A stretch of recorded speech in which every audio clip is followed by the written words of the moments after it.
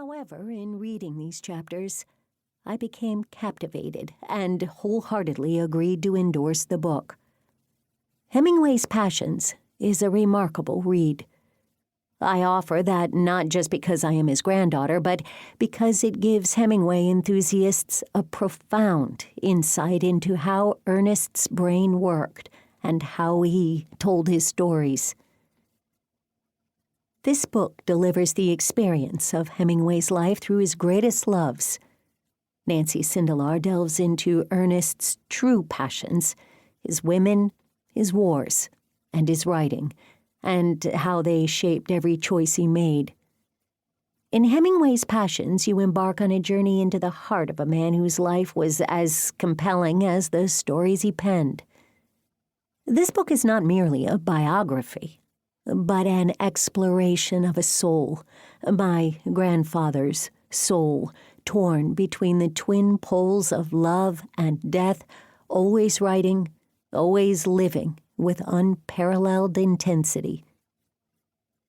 Hemingway had an innate passion for passion, a concept that is deeply fascinating to me. He was obsessed with love and equally in love with the danger of facing death.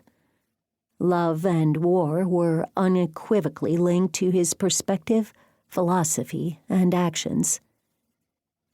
Grace under pressure is a phrase that encapsulates his quest to live more vividly, see more keenly, and feel more deeply than any before him.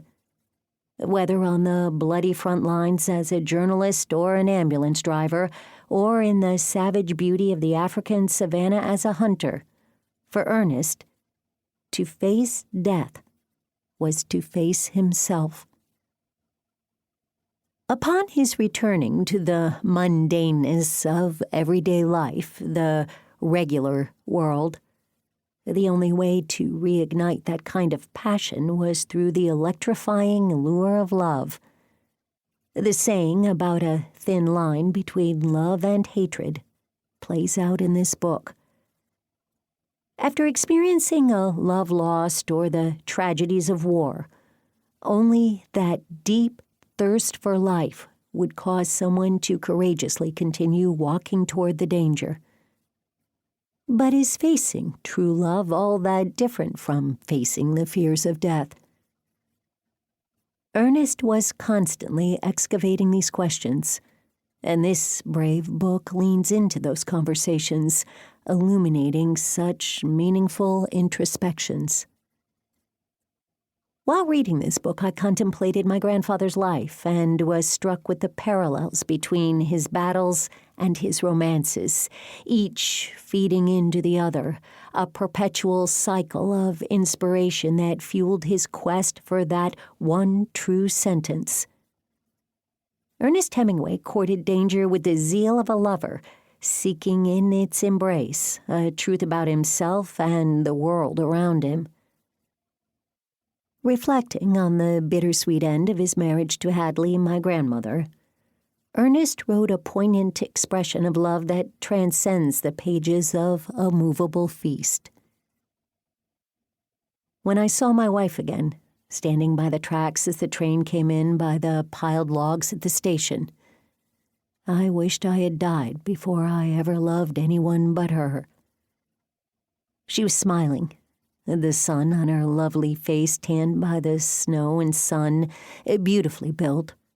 Her hair red gold in the sun, grown out all winter awkwardly and beautifully.